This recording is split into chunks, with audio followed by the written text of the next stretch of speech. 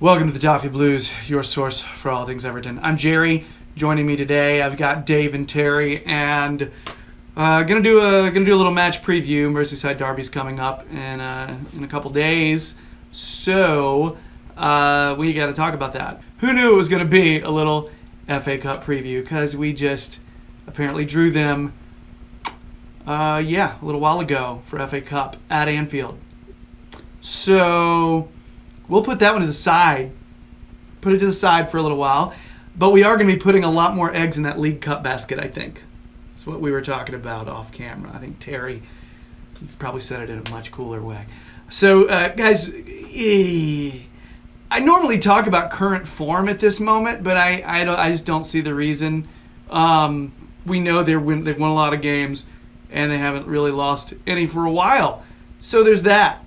They recently, 2-1 over Brighton. They drew with Napoli this past week in the Champions League, 1-1. And before that, 2-1 win over Palace. Good news for us. Alisson's banned because of a red card. I mean, I'll take it. Fabinho and Matip are out. So, possible lineup looks like Trent Alexander-Arnold, Lovren, Van Dijk, Robertson, Milner, Henderson, Wijnaldum, and then their front three of Salah, Firmino, and Mane. So, Terry, I'll let you start with this one. And by the way, before I start, I should have welcome all the Liverpool supporters. You are padding our numbers, and we really appreciate it. So, Terry, go ahead. What do you got? Yeah. Well, I'm not confident, to say the least. But how could you be? How could you be with the recent record we've got against Liverpool? But I mean, got to go for it, haven't you? I mean, what have we got to lose? Play Moise Keane, start him in this game, because it's not like we've got this good record to protect or anything like that. I'd just throw it at the wall and see if it sticks. I mean, this game, the Leicester game, in terms of schedule, was the derby last year, and that's where the wheels came off of our season in the middle after that derby defeat with the Pickford mistake. So you've got to at least any optimist has got to at least think, well, maybe we'll win this game, and that big results so long in coming, then maybe that'll have the opposite effect and the season will get going off that this time round. I doubt it, but you never know. I mean, the record will end eventually, and Alisson, he's a great keeper, and they will miss him, but they didn't miss him results-wise when he was out earlier in the season. They've actually not been as good defensively as they had been last season. They've not lost any games, obviously, because their attack's so strong, but they've conceded more goals and worse goals than you'd think so far. So that's something you've got to really try and play on. You've got to, especially with Adrian in goal, who's not as solid as Alisson, test the keeper. That's why I want Moise Keane to start, because he look at the attempt he made against Schmeichel with that first time hit. I want him to try things like that. I want him to try and make the keeper make saves, because you might get more out of him than you would Alisson. And Calvert-Lewin, he's going to play, and he's going to do that job he tried to do on Van Dijk in the previous derby at home, where he just tries to outwork him. He's not going to he's not going to take him on, but he's just going to try and make him as uncomfortable as possible so other players get space because he's dealing with him. I think Fabinho will be a big miss for them, just in general, not just for this game. He's an excellent player, and he's the one of their centre midfielders who isn't easily like-for-like replaced. I think the others, the likes of Henderson, Wijnaldum, Oxlade-Chamberlain, Milner, they're all similar in sort of function if they've got different styles. But Fabinho is the only outright number 6 they've got who sits and dictates the game. Other players will, do that job, but they won't do it as well as he does. So they've got 2 key players missing, but we've got a lot more than 2. That's the problem. We've, if we had our full team, if we had Gomez, if we had, Delph, Gabam, and everyone fit and stable and ready in the squad, I'd have a little bit more, optimism, a little bit more confidence, thinking, we could, get something here, because we really took the game to them in both games last year. Obviously, they are a better team than us. It's just a fact. They've got a lot of quality players. But when it came to the derbies, we should have drawn the first one. A freak goal cost us. And like I said in the previous segments, it's just we're cursed with bad luck and they're blessed with good luck. That goal does never happen the other way around. You would never see a Liverpool keeper make a mistake to hand Everton a win. It just wouldn't happen.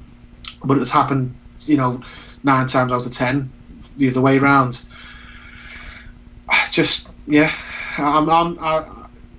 It can't be any more painful than the previous 500 times of being beaten them. So it has got to end eventually.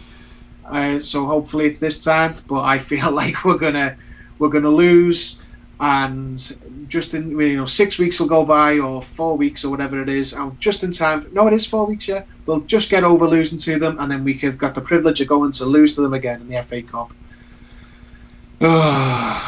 It's like having a second job, this club, sometimes. You're meant to enjoy your hobbies. How come I don't enjoy this?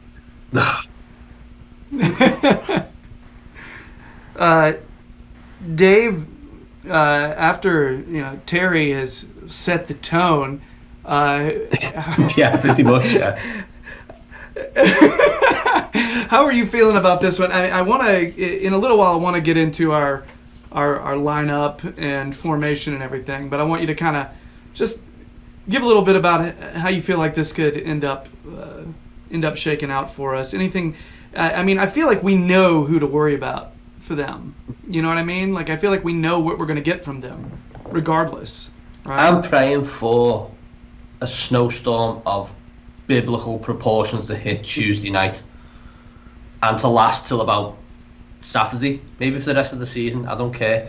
I just don't want to play this game at all on Wednesday. I don't want to be a part of it. I think the fact that it's on Amazon instead of on Sky Sports, so not a lot of people will watch it because all the copites have got Sky anyway, or they've all got their season tickets for Sky. But I think this just comes down to now. This is, and Andy's great. Andy Gray said it earlier. I'll mention that in a sec. This is Marco's opportunity to put things right. This is the biggest test for Everton now.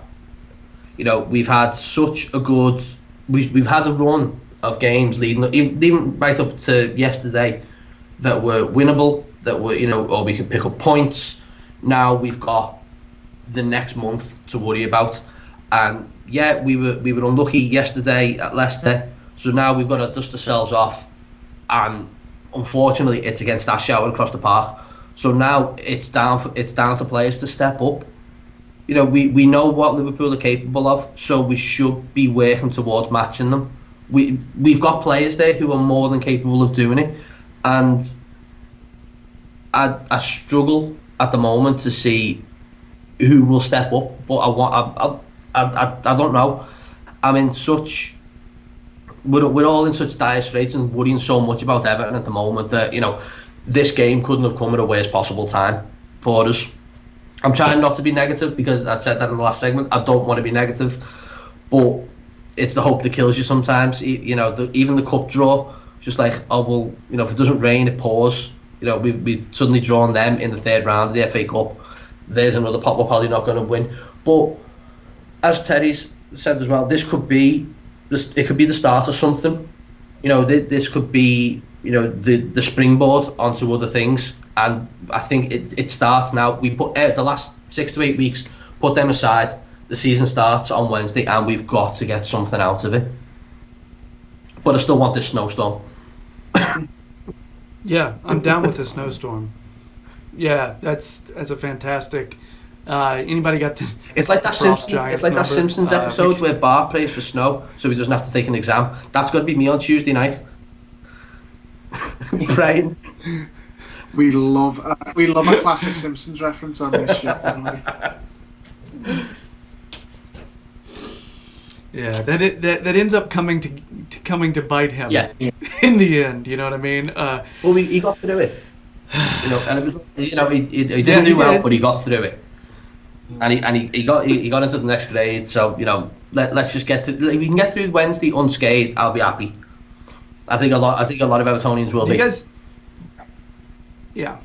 Do you guys have any idea if any of our injuries are going to be anybody unexpected going to be back? Like Gomez? Obviously, Gomez won't be back. But Delph, Coleman, any of them, any idea? Or do we just assume they won't be fit? So Coleman's out for a month. Schneiderlin and Bernard were back in the last game, weren't they? But so I think both of them could start, personally. I don't know about Delph. I don't actually know how long he's out for. I'd love Delph to be fit because, all right, he hasn't set the world on fire since he's been here, but he's the type of player you want. He's, I suppose he's potentially the red card sorted nice and early. It's going to be him. But he'd be good to have in that midfield, someone with a lot of experience and a lot of tenacity. And, they're strong in midfield, not in the sense of creativity, but they win all their games in midfield. They smother the midfield with just having 3 engines in there, and then just release the front 3 players and the wing backs. I don't think he is though, because he was ruled out just from the offset for the game on Sunday. I don't see how. I mean, I don't know. You never know, but I'd be surprised if someone who was ruled out entirely for a Sunday game is suddenly fit to play on a Wednesday game. If it was next Saturday, then maybe. But I don't know. The thing that. Sorry, go on. Yeah, because. No. You were I continuing was going to to move on to a totally different point. One of the things I'm most worried about, but that was off the point, so you carry on. No, actually, that's not a bad place to go. What are you most worried about? Well. And you can't say spiders or some shit like that. It is spiders as Spiders well. in bed shirts. Honestly, Mane, because Sidibe plays so high up the pitch, he'll end up at Goodison. So we're gonna get Mane versus Holgate 1-on-1 a lot, and that's going to be a problem. Yeah. That was I don't know whether it was Holgate last time. No, when we played a 5 at the back with. Sorry, that was assuming that we go with the same formation, but we probably will. When we played that last time, I'm sure it was either Holgate or it was Pennington against Coutinho 1-on-1, and that we just got ruined every time they did it. And I can see I've got visions of that happening again, where Holgate has to take on Mane 1-on-1 several times, and that's going to be the area of the pitch. And then on the other side, it'll be Keane against Salah, and I'm not as worried about that, not because he's not a good player, but I don't rate Michael Keane or Holgate, but I think Holgate's got penalties in him.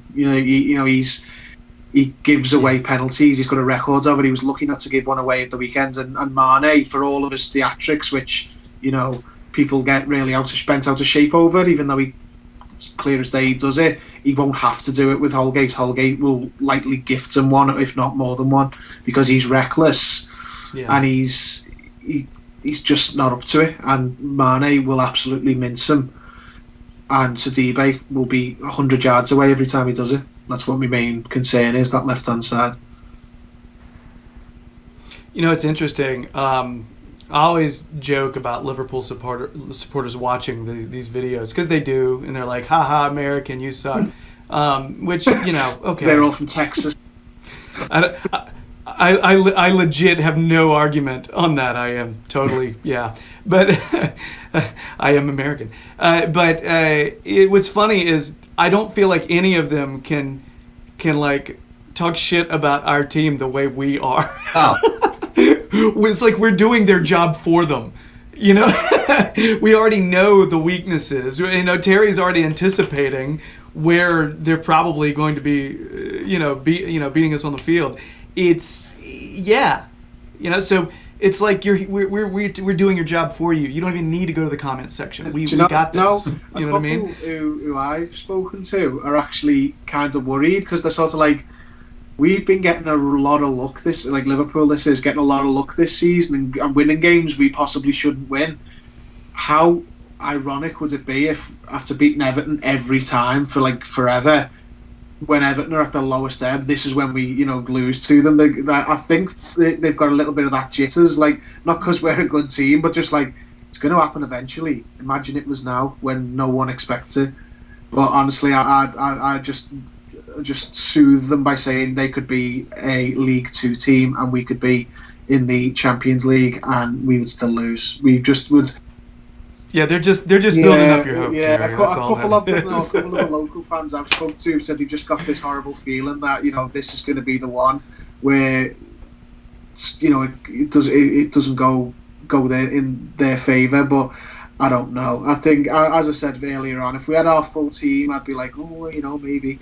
If we get anything, I'd take anything off you right now. It'd be a bonus. Okay.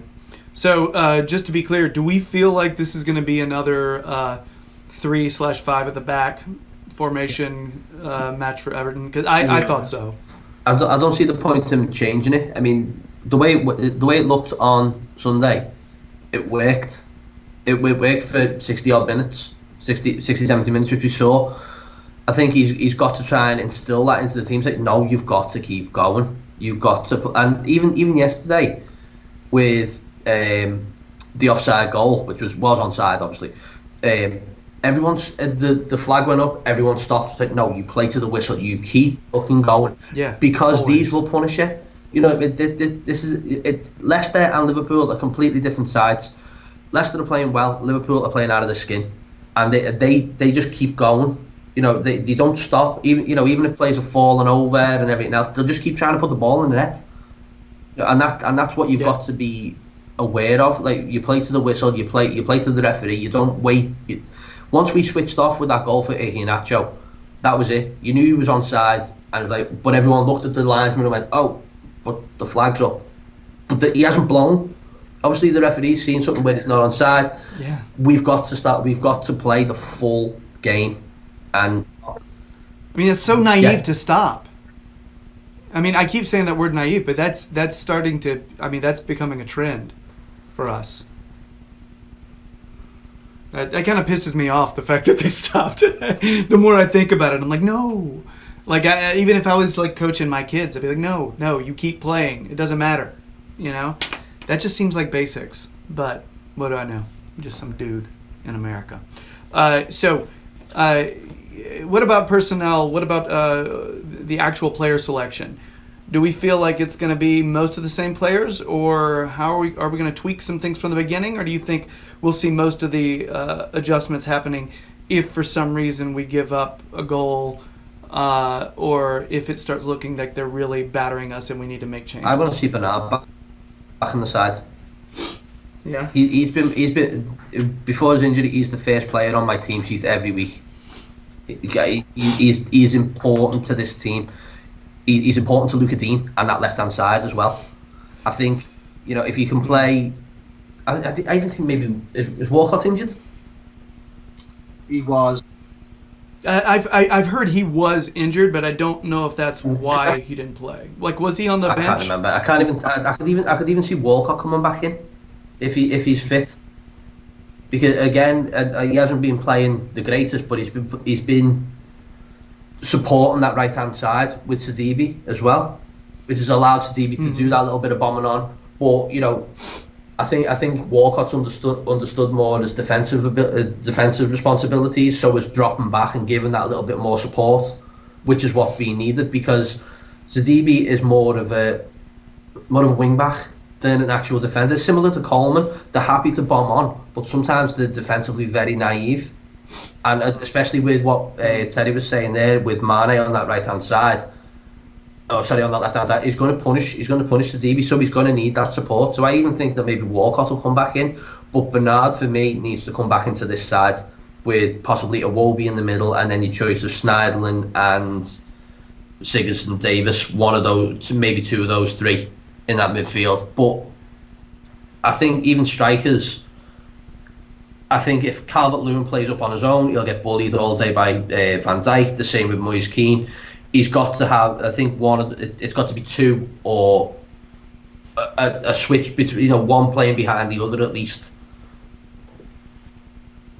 I think I've just picked about 12 players there, so if the referee doesn't pick up on that, then I'm all for it.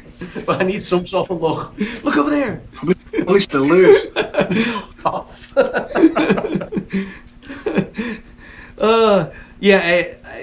I'm having issues there too, because I'm kind of like, okay, you bring Bernard in, does that mean like who goes out?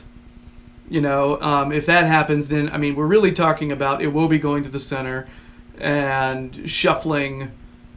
I guess it would be Richarlison over potentially to the right, unless you want Richarlison up at that center forward position, and then you have there's several ways we can do this. All right, but the real question is, are we starting Davies and Sigurdsson in the center again, or is it Davies and Iwobi, or is it Schneiderlin and Sigurdsson?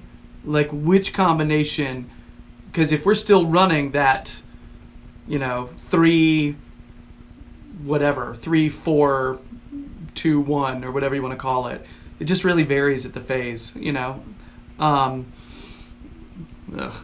I'm just trying to write something down here now because John. It's just.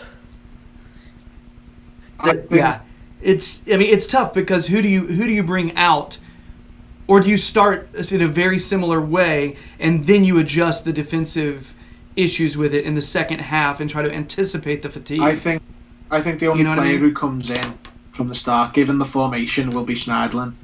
I don't know, excuse me, who for.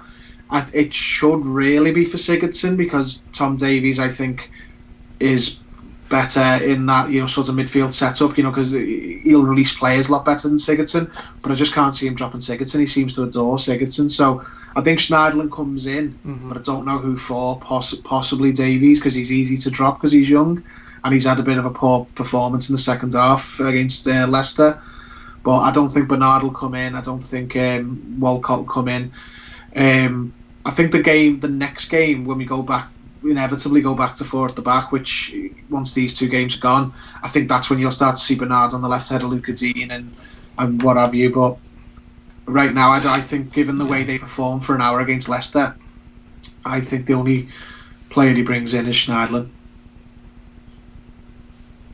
Do you guys feel like the fact that we had 2 more attacking-minded center mids, do you think that helped us to actually get a few chances in the first half? Like if we don't have, like if we replace one of those with a defensive-minded player like Schneiderlin, does that zap our ability to be able to get chances? I'm asking this question because I don't know the answer. But that was one of the benefits of having those 2 guys there, the fact that they do want to get forward, but there is that counter, that idea, like as soon as we lose possession, are they going to get back quickly enough?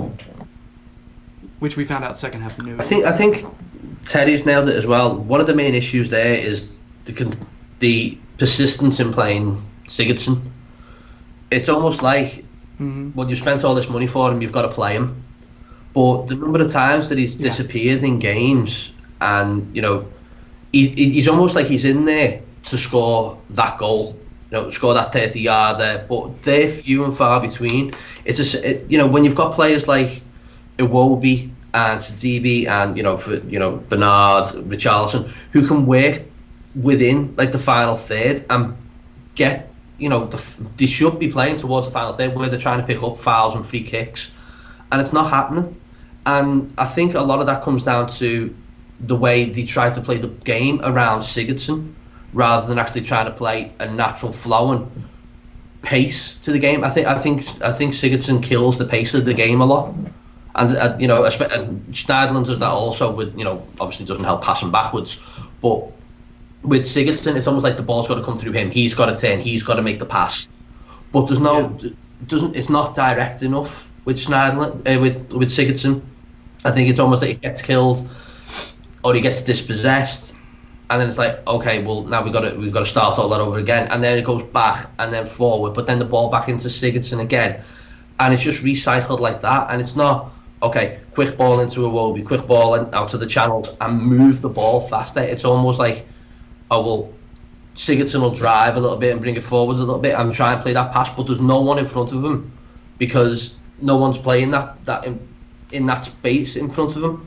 It's almost like he's trying to dictate whilst no one's there. Yeah. So let's just say this out loud and get the numbers right. Pickford, and then Holgate, Mina, Keane. Yep. All right.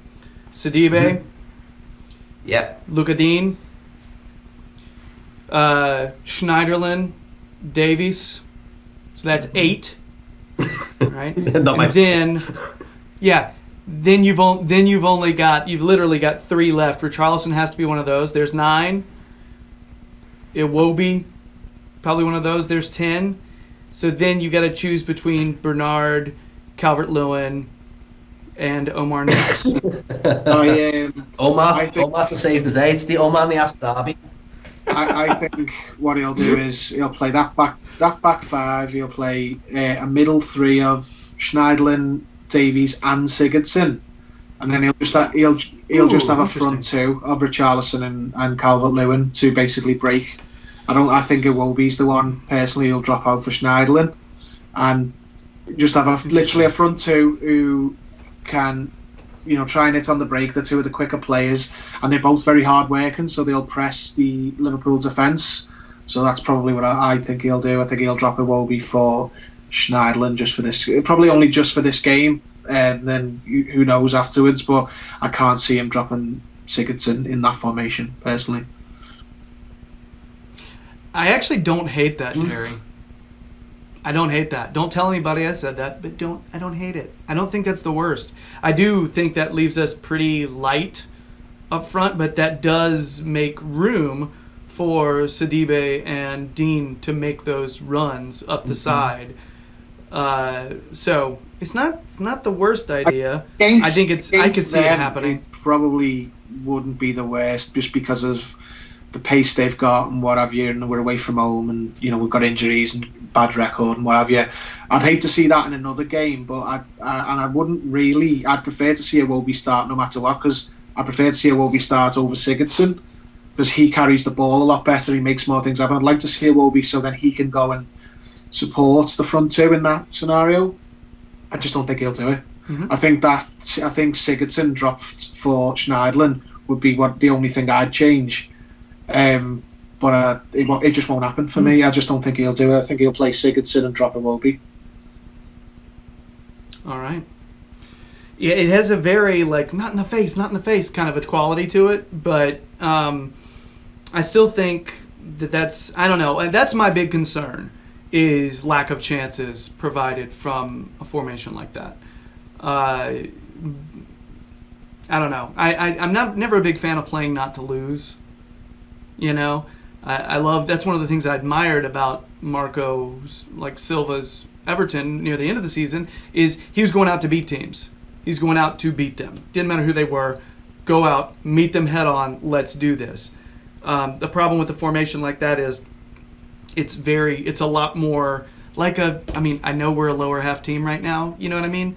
But it sucks to have to feel like it, especially just even starting from a formation like that. I'm not that bad. Man United did it, and they're bigger than Liverpool. It's just a fact of the teams. You'd be, especially with our injuries, you'd be foolish to try and have a slug match with them just because we haven't got the players to do it. Maybe not even. It would be naive. Again, it would be. So this is more savvy. Damage limitation. It really is. I literally said the exact same phrase earlier, Dave. Damage limitation. Yeah. Is that going to be the phrase of the week? We'll find out. So, speaking of damage limitation, what's the final score going to be here, guys? We'll lead with match Dave postponed due to blizzard.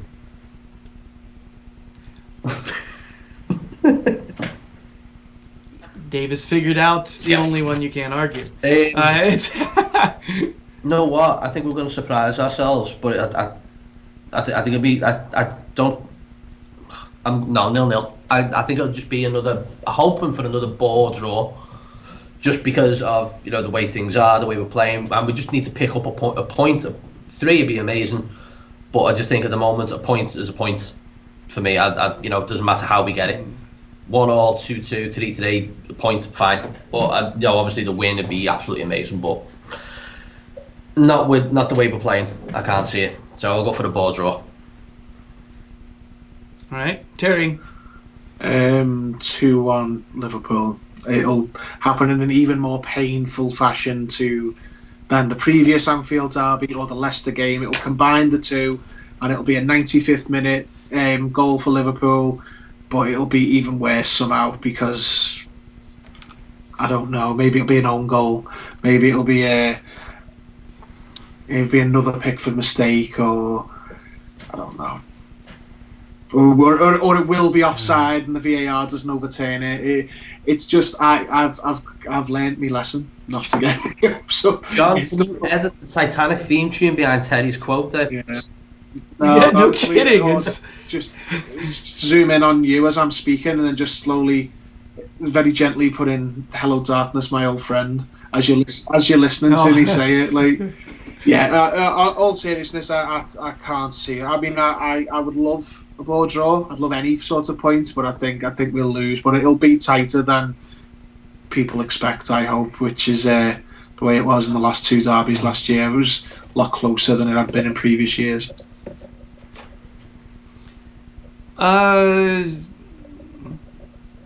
Max, from the last time we talked, I predicted us to just get beat by Leicester, and I actually thought our game plan was not the worst from the beginning, and there were some silly decisions made in the second half and decisions that weren't made. I am thinking we improve on that. He picked a draw last game, and frankly, we should have gotten it last game. I'm gonna say a draw. I don't know what's wrong with me. I normally would pick us to lose this 2-0, but I don't know. I feel like the players are trying to play for Silva right now. There's just some other factors. I think they owe it to themselves to get something out of this game. Good point. So I'm saying 1-1, and I am going to say that I think Reds are going to get a penalty. Well, it wouldn't be a Liverpool game. And you know what? And I actually think it. See, that's what I mean. I feel like it's not like the odds on that would be bad odds. It would be pretty likely to happen. But I think Terry talking about it, I was just like, yeah, Holgate's going to get one. And it's probably going to be deserved. It's not going to be one of those that goes to VAR or anything. It'll be really obvious. Sadly. It's like, leave it to us to actually play one of our strongest games of the season and still draw because of a stupid foul. Yeah, but it could be a lot worse than that. So I would take that result, just saying. I don't like saying that because I want a damn win. But anyway. All right, guys. So that's it. For our match preview of Merseyside Derby at Anfield. Take one, because another one's coming. FA Cup. Shit. All right, so anyway, if you've been digging the videos, please subscribe to the Toffee Blues YouTube channel. We'd really appreciate it. If you want more Terry, Liverpool Echo fan Gerry, he will pee all over everyone's cornflakes there as well, just like he's done here. He's just gosh. It's like a role model for all the negative, pessimistic folks in the world. He's a shining beacon of pessimism. Is our Terry. But realistic is a nicer word. So anyway, but he doesn't hug like a pessimist. So find him on the streets and make it happen. He'll give you a gentle beard tickle. So check out his Twitter. He'll let you know where he's going to be. Dave will also be places. Subscribe to the Falcon Blues, but also to Grand Old Team. And check his Twitter. He'll tell you when and where he's going to be. That's what's happening. Anything else I need to plug, Dave? Our Twitter's down at the moment so Twitter's just made the cunt list as well this week. I don't know what the hell's going on with our Twitter accounts. They just won't answer my Twitter support or anything like that. So Twitter, if you're online, just sort it out. Pains in the ass. Anyway, yeah, that's another rant for another day. Twitter, make a note, Twitter. All right, so, gentlemen, thanks so much. I really appreciate it. Pleasure. Dave, it's good to talk to you, man. All right, Terry. Take it easy, guys. All right, guys. For everybody else out there, me, Terry, Dave, much love to you. Really, let's just do better. All right, bye.